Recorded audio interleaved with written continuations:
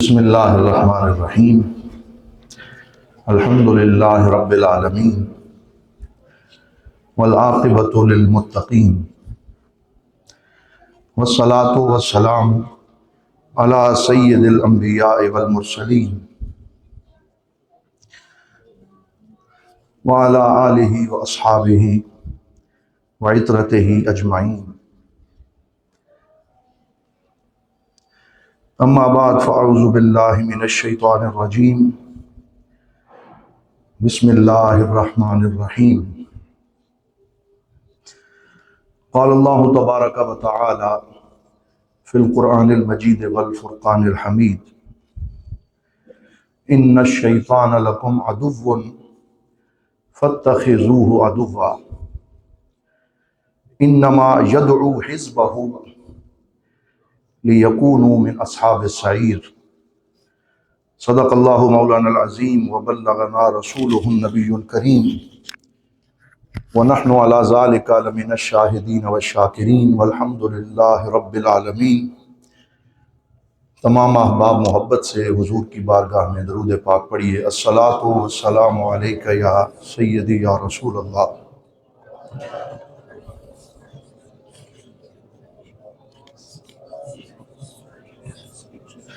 بعد از حمد و صلاۃ، معزز و محتشم برادران اسلام،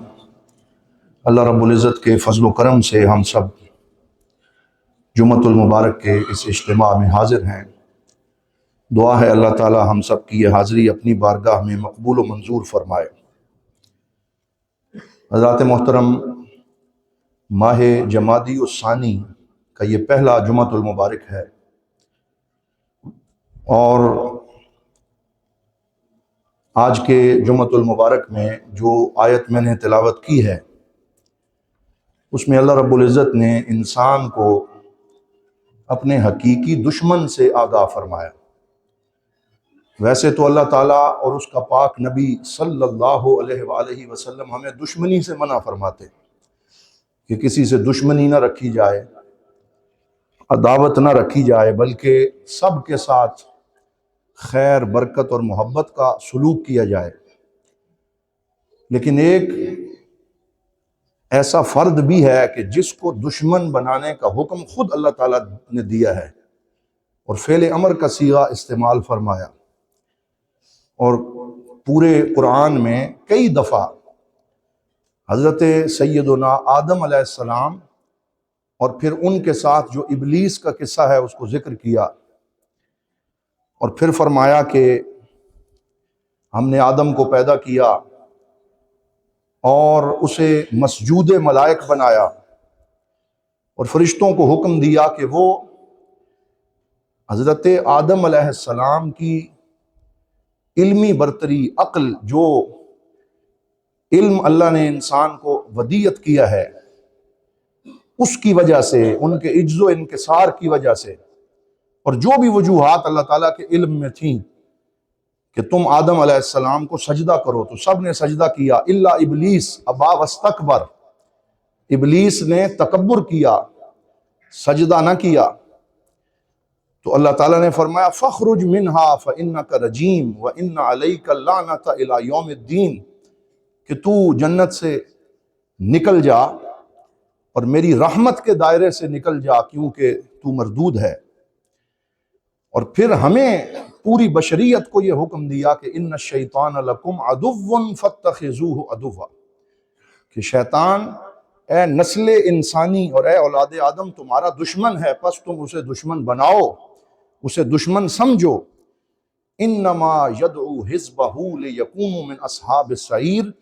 ایک حزب الشیطان ہے اور ایک حزب الرحمن ہے، اور حزب گروہ کو کہتے ہیں۔ تو فرمایا شیطان اپنے حزب اور گروہ کو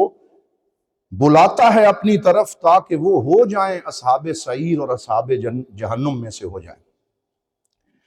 پھر اللہ رب العزت نے حضرت آدم علیہ السلام کا امتحان لیا اور ان سے فرمایا کہ فلاں درخت سے آپ نے نہیں کھانا،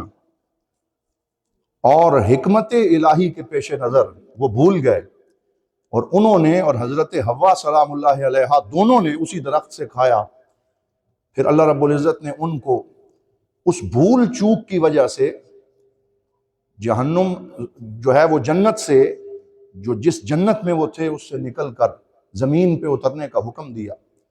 فَاهْبُطُوا، کہ تم اتر جاؤ، یہاں سے چلے جاؤ۔ اور یہ ایک سرزنش ہے جو فرمائی گئی، اور اس کی حکمتیں بھی اللہ رب العزت بہتر جانتا ہے۔ تو حضرت آدم علیہ السلام اور حضرت حوا جنت سے نکالے گئے، اور علامہ محمد اقبال رحمۃ اللہ تعالی علیہ نے لکھا، بدل کے بھیس پھر آتے ہیں ہر زمانے میں، اگرچہ پیر ہے آدم جواں ہے لات و منات،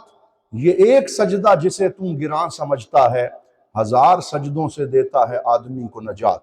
یعنی حضرت آدم علیہ السلام کی اولاد میں یہ امتحان جاری ہے، اور ہر دور میں شیطان بہکانے کے لیے آتے ہیں، اور انسان کو یہ حکم ہے کہ وہ شیطان کے بہکاوے میں نہ آئے، بلکہ اللہ رب العزت کی بارگاہ میں سجدہ کرے۔ اور اس سجدے میں اتنی قوت ہے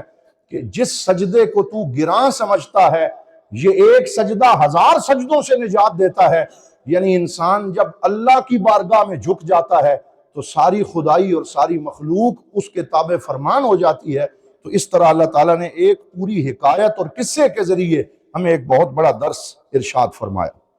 اور پھر شیطان کی دشمنی کو راسخ کرنے کے لیے ایک ایسی عبادت بنا دی، یعنی اسے عبادت بنا دیا کہ جس میں شیطان کی دشمنی سکھائی گئی۔ یہ بعض اوقات سوال بھی ہوتا ہے کہ وہ کون سی عبادت ہے جو شیطان کی دشمنی کو متجسد کرتی ہے؟ تو اس کا جواب یہی ہے کہ حج کے اندر جو رمی جمرات نہ کرے تو اس کا حج مکمل نہیں ہوتا۔ یعنی حج ہے اللہ تعالیٰ کی عبادت اور بندگی ہے، لیکن اس میں حکم دیا کہ پہلے تم 4 مرتبہ جاؤ، اور ایک نہیں، 2 نہیں، بلکہ تقریباً 70 کنکریاں جو ہیں وہ تم اس دیوار پہ مارو جسے جمرات کہا گیا، اور پھر اس کو پوری قوت کے ساتھ ضرب لگاؤ۔ اس ضرب کی کیا ضرورت تھی؟ اس کو کنکریاں مارنے کی کیا ضرورت تھی؟ تاکہ انسان کے دل میں یہ معنی راسخ ہو جائے کہ میرا دوست کون ہے اور میرا دشمن کون ہے، اور میں نے شیطان کے بہکاوے میں نہیں آنا اور اللہ رب العزت کے حکم کے مطابق کام کرنا ہے۔ حضرات محترم، ظاہری طور پہ حضرت آدم علیہ السلام کے اس فعل کو اللہ رب العزت نے معصیت سے تعبیر فرمایا، فَعَصَىٰ آدَمُ رَبَّهُ وَغَوَىٰ، کہ لفظ بولے، لیکن ہمارا یہ عقیدہ قرآن و سنت سے ثابت ہے کہ انبیاء کرام معصوم عن الخطا ہیں، ان سے کبھی خطا سرزد نہیں ہو سکتی۔ تو پھر اس کے بارے میں حضور ضیاء الامت علیہ الرحمہ نے ضیاء القرآن شریف میں بڑی وضاحت کے ساتھ لکھا کہ یہ حکمت تھی اللہ رب العزت کی کہ عام بندوں کی بھول چوک معاف ہے۔ اگر کوئی انسان روزہ رکھے اور بھول کے بہت سا کھانا کھا جائے اور اسے یاد نہ رہے تو اس کو اس پہ کوئی گرفت نہیں ہوتی، اس کا روزہ جاری رہتا ہے، اس کی بندگی اور اطاعت جاری رہتی ہے۔ لیکن انبیاء کرام کے لیے بھول چوک جو ہے، جو عام بندوں کو معاف ہے، اس پہ ان کی گرفت فرمائی تاکہ انسانیت کے لیے قانون مل سکے، انسان کو ایک سبق دیا جا سکے۔ تو لہٰذا اس واقعے کا حوالہ دے کے یہ ثابت کرنے کی کوشش کرنا کہ حضرت آدم علیہ السلام سے گناہ سرزد ہوا، یہ انبیاء کرام کے حق میں جسارت ہے۔ ہم ایسا نہیں کر سکتے، ہم نبیوں کے بارے میں یہ بات نہیں کر سکتے، بلکہ اللہ تعالیٰ نے خود قرآن میں ارشاد فرمایا فَنَسِيَ وَلَمْ نَجِدْ لَهُ عَزْمًا، کہ حضرت آدم علیہ السلام بھول گئے اور ان کا عزم اور ارادہ اس میں شامل نہ تھا۔ اور گناہ وہ ہوتا ہے جس میں انسان کا اپنا ارادہ شامل ہو، وہ بھول گئے، اور ان کا بھولنا بھی حکمت الہی کے پیش نظر تھا تاکہ انسان کو جنت سے نکالا جائے اور اس سے امتحان لیا جائے، اور حضرت آدم علیہ السلام کی اولاد اس امتحان کو پیش کرے، اور جو سرخرو ہو جائیں انہیں پھر ابدی طور پہ یہی جنت دوبارہ عطا کر دی جائے۔ تو یہ اس امتحان کے پیش نظر تھا۔ لیکن حضرت امام غزالی نے اور امام علامہ ابن قیم الجوزی رحمت اللہ تعالی علیہ نے اپنی کتاب زاد المعاد فی ہدی خیر العباد میں اس کو عنوان بنایا اور فرمایا حضرت آدم کے لیے تو یہ بھول چوک تھی، لیکن عام انسانوں کے حق میں معصیت کا وبال کیا ہوتا ہے وہ بھی بتا دیا کہ جب ہم گناہ کرتے ہیں تو کون کون سا وبال ہمارے اوپر آتا ہے، اسی پورے قصے میں ہمیں بتا دیا۔ اور پھر انہوں نے 9 وبال گنوائے ہیں کہ ایک انسان جب گناہ کرتا ہے تو 9-10 طرح کے وبال جو ہیں اس پہ آتے ہیں۔ تو سب سے پہلے فرماتے ہیں الفدیحہ، کہ انسان سے جب گناہ ہوتا ہے تو اس کو رسوائی ہوتی ہے، فدیحہ ہوتا ہے، لوگوں کے سامنے اس کی جگ ہنسائی ہوتی ہے، اسی وجہ سے اللہ نے حضرت آدم کے قصے میں فرمایا بدت لہما سوآتہما، کہ ان کی جو جسم تھا اس کی سارا وجود ان کا ان پہ ظاہر ہو گیا، لباس سے عاری ہو گئے، اور فَاتَّفِقَا يَخْصِفَانِ عَلَيْهِمَا مِنْ وَرَقِ الْجَنَّةِ، اور جنت کے پتوں سے اپنے وجود کو ڈھانپنے کی کوشش کرنے لگے تاکہ نعرہ تکبیر، نعرہ رسالت، سیدی مرشدی، دین و ملت کی ضیاء، لجپال لجپال، تشریف رکھیں۔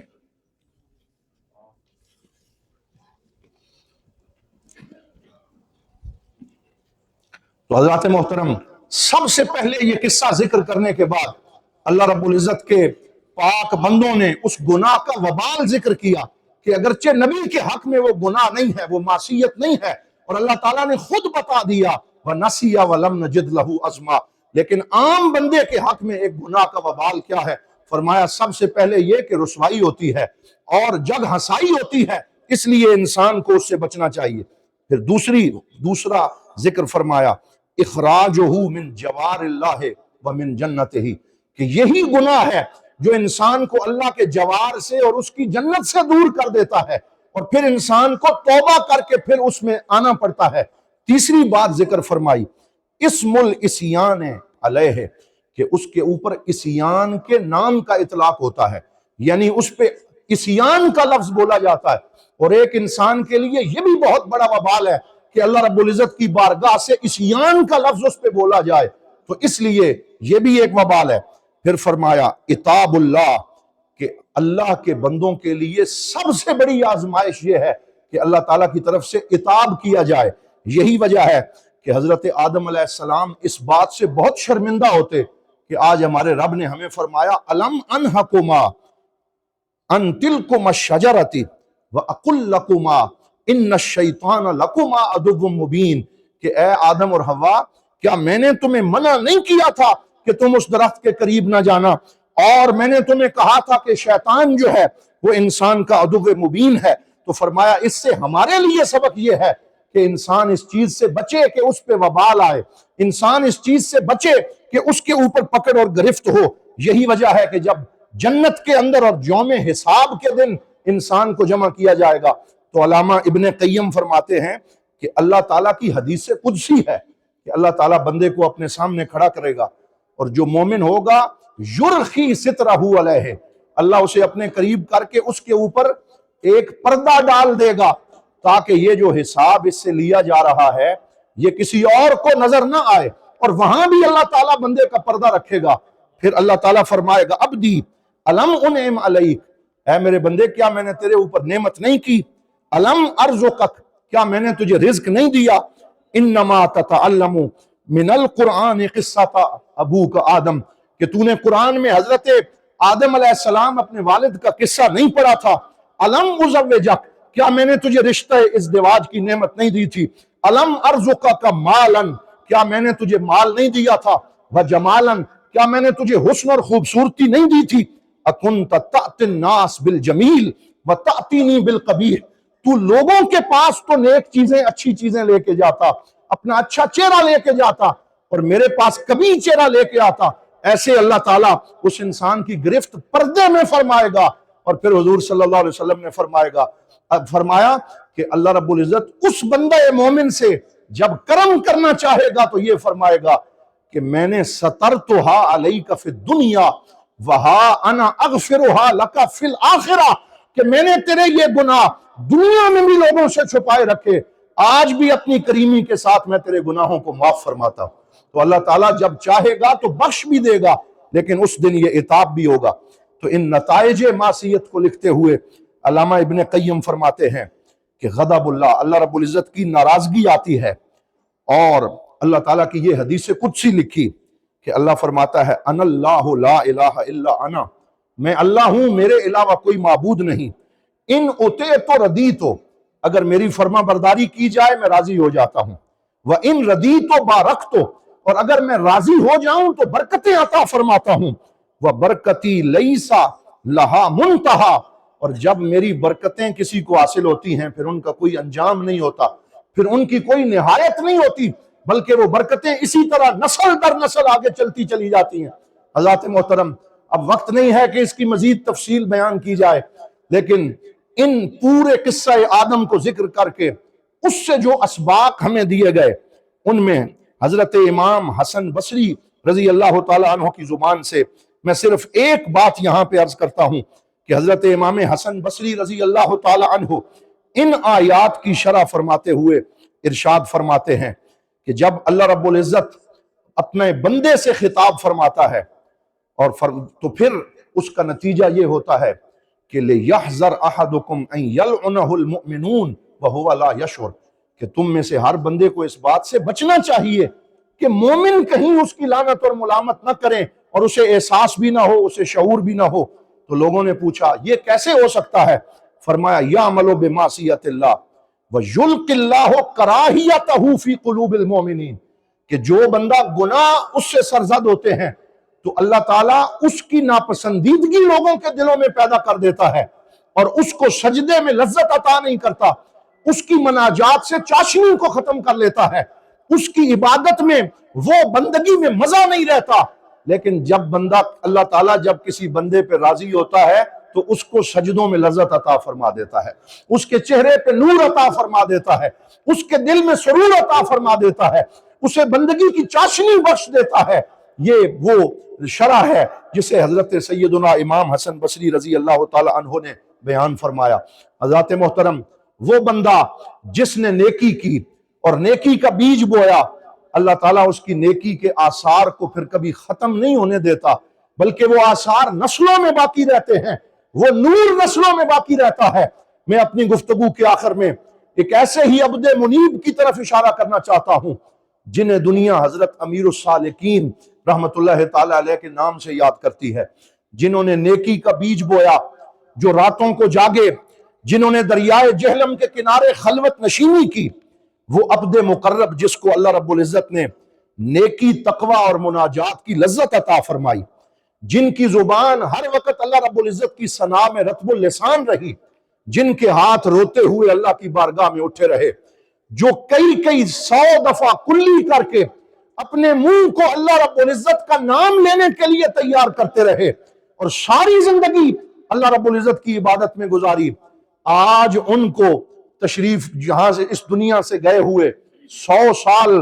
گزر چکے ہیں، لیکن اس کے باوجود ان کی نیکی کے اثرات پوری نسل میں جاری ہیں، اور 5ویں 6ٹھی نسل ہے، سجدوں کی لذت سے جبینے بھی آباد ہیں، مدارس بھی آباد ہیں، خانقاہ بھی آباد ہے، قال اللہ و قال الرسول کی صدائے دل نواز بلند ہو رہی ہے، طلباء علم دین پڑھ رہے ہیں، علماء کو یہاں سے عبادت اور بندگی کا فیض مل رہا ہے۔ یہ آج تک حضرت امیر السالکین کے سجدوں کا اثر ہے، ان کی مناجات کی وہ راتوں کو جاگنے کا اثر ہے کہ آج 5 نسلیں گزرنے کے بعد بھی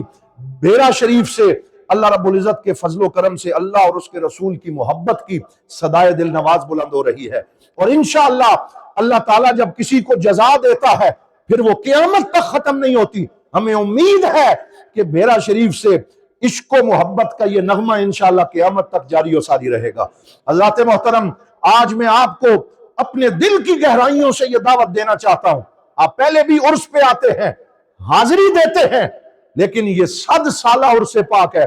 جو آئندہ جمعرات اور جمعہ کو انشاءاللہ منعقد ہو رہا ہے، اور یہ حضرت امیر السالکین قدوۃ العارفین حضرت پیر امیر شاہ صاحب رحمت اللہ تعالی علیہ کی 100 سالہ یادگار ہے کہ جس میں ہم نے حاضر ہونا ہے، ان کی خدمات کو خراج تحسین پیش کرنا ہے، اور دارالعلوم محمدیہ غوثیہ بیرا شریف کو بھی 2025 میں پورے 100 سال مکمل ہو رہے ہیں۔ 1925 سے 2025 کا یہ سفر کوئی آسان سفر نہیں ہے، کتنی ہی اس میں مشکلات آئیں،